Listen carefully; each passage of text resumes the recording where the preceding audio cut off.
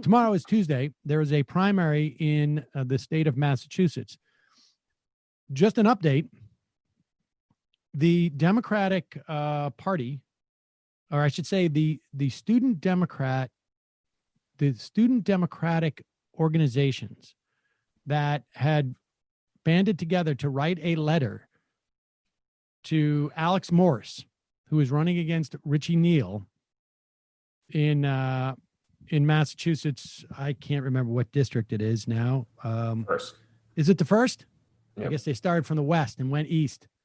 In the Massachusetts 1st District, they have since apologized and have said that they were essentially hoodwinked by the people who orchestrated this smear, and they apologized and wished Morris well. I hope he wins. Interviewed him a long time ago on Ring of Fire, and it may get reported out, but this show actually played a part in the reporting that revealed all the details about this smear.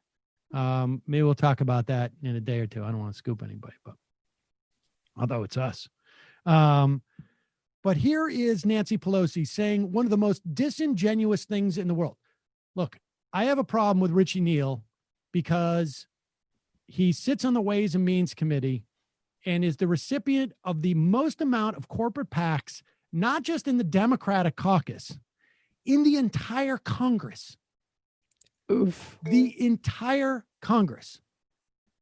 And the other thing that is, I have a problem with Richie Neal is he has purposely dragged his feet on proper oversight of the Trump administration. He has had the ability for over a year to get the Trump taxes.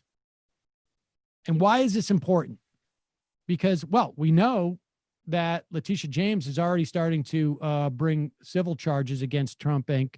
because of lies on their tax returns. We also now know, because of reporting, that Rod Rosenstein quashed a counterintelligence investigation into the aspects of how Donald Trump made money and what his financial relationships were with Russia or Russian assets, essentially. And that was quashed. The FBI thought it was going to be handled by Mueller. Mueller thought that the DOJ was going to handle it, and nobody ended up investigating that. Richie Neal had the opportunity to do this. And now Nancy Pelosi's big pitch is, well, if you elect him again, maybe this time he'll do it. Here it is. And in fact, when we win this election, and we have a new president of the United States in January, and we have a new secretary of the Treasury, and Richie Neal asked for the president's returns, then the world will see what the president has been hiding all of this time. You don't need Richie Neal to ask for those returns as she endorses him. You can just have whoever is the chairman of the Ways and Means Committee. In this case, it'll be Lloyd Doggett if Morse wins. In fact, Richie Neal has proven that his reluctance to do so in the first place completely dragged his feet. But no other Democrat wants to see Trump's tax returns, Sam. Richie Neal is the right. You need to be, but the fact is that you need to be the chair of the Ways and Means Committee to get access to it. Only Richie Neal can do it, but he has to wait 3 years before he does it, because that's the special incantation that gets you the returns.